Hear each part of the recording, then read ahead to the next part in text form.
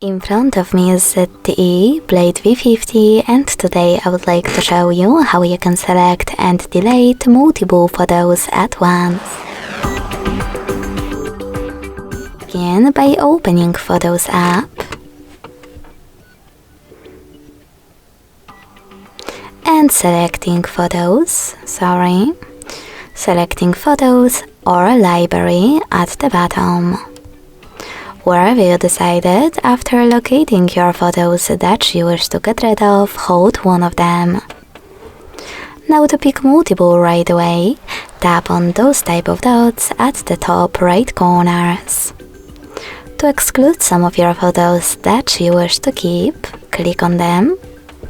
And to get rid of the rest, use Delete at the bottom.